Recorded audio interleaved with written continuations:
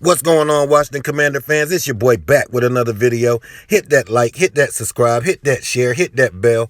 More content is definitely on the way. Videos every day until the draft. We're like 32 away from 1,000. So if you haven't already, hit that subscription button. I'm trying to get 1,000. Help me reach that little goal. Now, as we get closer to the draft, like I said, man, videos every day. I was holding the Jamison Williams video for a while because I said I'll do them later. I think today's the day to do them. This kid's electrifying. There's nothing I could tell you about this kid that you don't know. We know that talent-wise, he's probably the best wide receiver in the draft. We know that. We also know that he suffered a ACL injury at the end of the year. But we also know that he's one of the best wide receivers in the draft. So it's kind of like a scale. How you going to balance it? And, I mean, this kid comes from a track background. He reminds me of another guy that we had in Washington, but he's actually a better version than him, the college version, because we don't know what anybody's pro career is going to look like. I'm sorry, none of these guys. None of these guys is getting drafted. We don't know how that's going to play once you get to the league. But the speed and all of that, the stop and go, stop at a dime, take off, all that reminds me of a better Santana Moss. Track background, just like Santana Moss. That's what this, but he's just a linkier, little taller version. But this is who he reminds me of. And we all see the damage that Santana Moss did at the next level. So if I'm telling you he's even better than him, so I mean, he might not be the run blocker as Santana Moss, because I know my man at the command center is going to be like, he doesn't block. He's going to tell me something. But this guy right here, you can't take away the electricity. You can't take away the stop and go. You can't take away he's dangerous with the ball in his hand. You can't take away his route running. This guy's like Allen Iverson.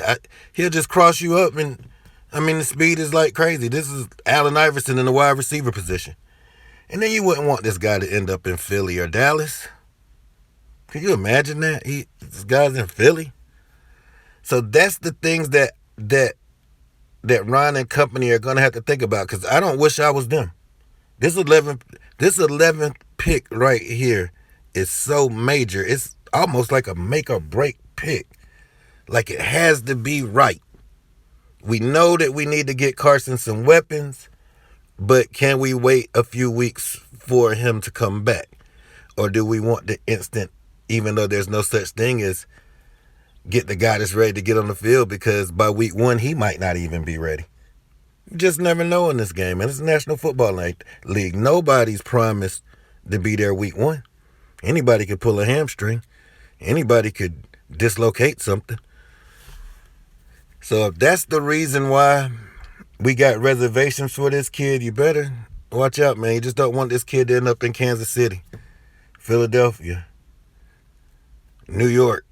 I definitely don't want to see him in the division. I'm sorry. This is the boogeyman right here. And you don't want to have to defend the boogeyman. I tell you that. This kid is all as what he's advertised to be. All you have to do is just wait a few weeks for him to get back healthy. Hell, he said he'll be back week 1. But we heard that before with Robert Griffin. So it's a wait and see, you never know type thing. But is this kid worth the pick?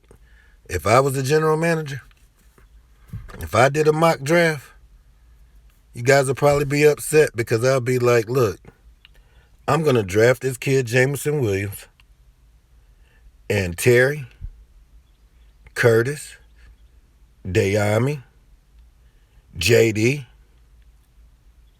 Carson. You guys hold it down till he gets back, because if you guys can't hold it down, and with Logan Thomas can't hold it down till this kid comes back, we aren't that good in the first place. Let's take command.